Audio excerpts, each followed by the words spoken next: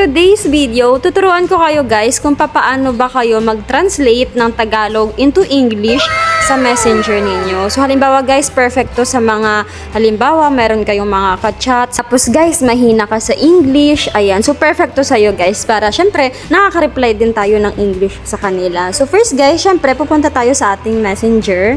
Ayan. Tapos yan guys, so pupuntahan nyo lang dyan yung taong kachat ninyo na gusto ninyong Englishin or kahit anong salita or language na gusto ninyo Tagalog into English or kahit anong pang salita yan guys na gusto mong i-translate. So example lang yan guys, ayan. So maikiklik lang ako dyan. So ayan. So pag halimbawa yan guys, yan yung kachat ninyo. Tapos pumunta lang kayo guys sa message, ayan. Tapos pupunta kayo dito sa parang for na ayan, ito guys sa gilid. Ayan, i-click mo lang yan. Tapos makikita mo na dito guys yung translate. Ayan. Makikita mo dito guys, English to Filipino. Pero kung gusto mo guys, syempre Tagalog tayo, diba? Gusto mong Tagalog into English. So, i-click mo lang guys yung English. Ayan. Tapos, i-click mo lang yung Filipino.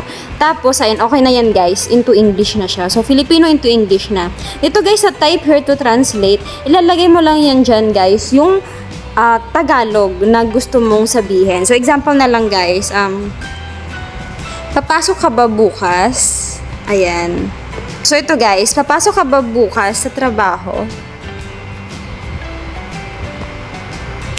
Ayan guys, sasukayin si nandito sa taas, nakalagay dito, are you going to work tomorrow? So, di ba yan guys, ilalagay mo lang yung Tagalog mo dito sa baba, yun lang po yung itatype mo, tapos dito sa taas, sa message mismo, ayan, nag-automatic into English na siya agad. So, wala na kayong kahirap-hirap guys mag-English, ayan. So, ganun lang guys kadali in case na meron kayong mga nahihirapan kayong mag-English, ayan, may mga gusto kayong i-translate na salita, so dito lang yan guys, isiset mo lang yan. Ay, marami yan dito guys, iba't ibang language. Ganun lang guys. Tapos dito into translate to ganyan na siya guys. So, mamimili lang kayo.